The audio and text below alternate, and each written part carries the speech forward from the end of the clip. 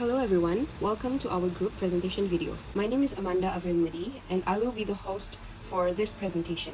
To begin, it's crucial to acknowledge that language is not a static entity but a dynamic system in perpetual flux, constantly reflecting and shaping the social, technological, and cultural evolution of its speakers. Now, let's take a look at the 3 video clips that we have provided. Where's Luke? How long does it take him to get the dictionary? We described it for him perfectly. Wait a minute. He's not coming back. Ugh, move your ass. I'm going as fast as I can. Listen, hey, the important thing is she meant nothing to me. And yet she was worth jeopardizing our relationship!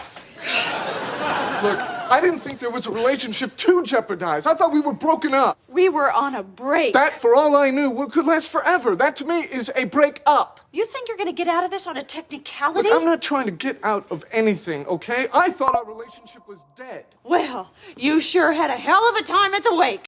I be adopted when I have a twin sister. Think, monkey. Think. That's enough? So our group has been doing analysis of language change, lexical ambiguity, and syntactic ambiguity in dialogue. Now, let's begin with dialogue transcription, which will be presented by Afira. Let's review the dialogue from video clip 1. Alex, where's Luke? How long does it take him to get the dictionary? We described it for him perfectly. Manny, wait a minute, he's not coming back. Alex, move your ass. Manny, I'm going as fast as I can. Now, let's review the dialogue from video clip 2. Rose, listen, hey, the important thing was that she meant nothing to me. Rachel, and yet she was worth jeopardizing our relationship. Rose, look, I didn't think there was a relationship to jeopardize. I thought we were broken up. Rachel, we were on a break. Rose, that, for all I know, would last forever. That to me is a breakup. Rachel, you think you're gonna get out of this on a technicality? Rose, look, I'm not trying to get out of anything, okay? I thought our relationship was dead. Rachel, well, you sure had a hell of a time at the wake. Now, let's move on to the dialogue from video clip 3. Sheldon, how can I be adopted when I have a twin sister? Think, monkey, think. Thank you, Afira. So this dialogue reveals misunderstanding caused by ambiguity in communications. Now, Afira also will discuss how language change is illustrated in this conversation. Language change. The dialogue context for the language change is from video clip 3, where Sheldon said, how can I be adopted when I have a twin sister? Think, monkey, think. For my analysis, I'm looking at a few language features from the line. Sheldon uses a playful insult like monkey, which shows how words can take on joking or informal meanings. He also asks a rhetorical question to express his attitude rather than get an answer. The repetition in think, monkey, think adds humor and emphasis. Overall, the casual and direct style shows how modern conversations are often relaxed and playful. Relevance to language change. These features are relevant because they show a shift toward informal, humorous speech. Media characters like Sheldon influence how phrases and style spread into everyday language, and playful insults and rhetorical devices are becoming more common in spoken English. Next, let's take a look at lexical ambiguity, which will be presented by Aida. Which of the word is ambiguous? The word as is lexically ambiguous, having dual meanings, which is an animal of the horse family and a part of the body that you sit on. The ambiguity is caused by Manny and Alex's differing view of as. Alex sees it as asking to move a chess piece, while Manny interprets it as asking him to move fast. Relevance to lexical ambiguity. The difference in interpretation leads to a misunderstanding, as Alex's as is referring to an object, which is the chess piece, while Manny took it as an instruction to move faster. The ambiguity is resolved when we consider the context. Alex is telling the person in front of her to move the ass, referring to the chess piece. Meanwhile, Manny understood it in a completely different context, in which he thinks that Alex was asking him to move fast. This demonstrates how crucial context is in resolving lexical ambiguity, as a word can have multiple meanings that depend on the speaker's perspective and understanding. Next, Kalaivani will be discussing the syntactic ambiguity from the video clip 2. On this slide, we are looking at syntactic ambiguity. The dialogue context is Rose. We were on a break from video clip 2. Here, the focus is on the word break. Which word is ambiguous? The word break in the phrase on a break is syntactically ambiguous. There are two interpretations. First, a temporary pause in the relationship. That the relationship is still ongoing. And second, a breakup, meaning the relationship has ended. The ambiguity is caused by Rose and Mark having two different views of break. Rose meant that the relationship was on a temporary pause, while Mark thought the relationship had already ended.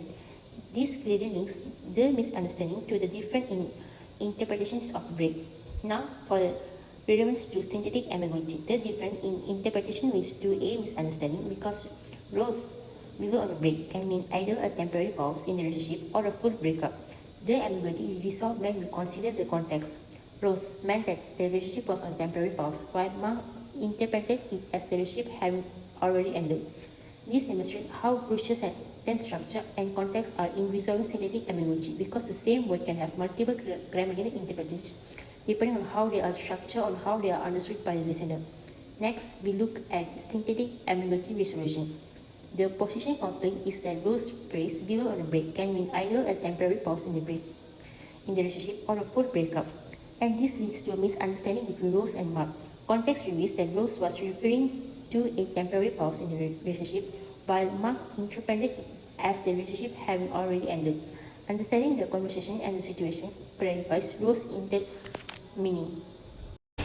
Next, Perry will be discussing about the tree diagram. So first of all, to break it down, the sentence "we were on a break," it has three parts. We, the noun phrase, were the linking verb, the auxiliary verb, and on a break, the prepositional phrase. So the ambiguity comes from how we attach the prepositional phrase. So in this interpretation, on a break describes a state similar to "we were married" or "we were separated." So here, the prepositional phrase attaches to the verb phrase describing the relationship status. So the VP consists of were plus PP, meaning the PP completes the meaning of the verb were. This structure treats on a break as a label for relationship status, meaning our relationship was paused. So in this interpretation, on a break is more like saying we were upset at each other. It implies the relationship is still active, but there's a temporary pause in communication. Here, the PP attached more like a temporary condition, not a relationship status. So were there acts like a linking verb that connects the subject to a temporary descriptive phrase. The PP functions similarly to an adjective phrase, describing mood or condition rather than status. So it means that we were having a temporary moment, but we were still together. That's how the sentence interpretation. So the entire conflict between the character Ross and Rachel in the show happened because Ross interprets broken up as means of separation, and Rachel interprets a break as a means of we were having a moment to give ourselves time. So even though the words are identical, the syntax lead them to a different conclusion. This shows like how powerful a syntactic structure is in shaping meaning.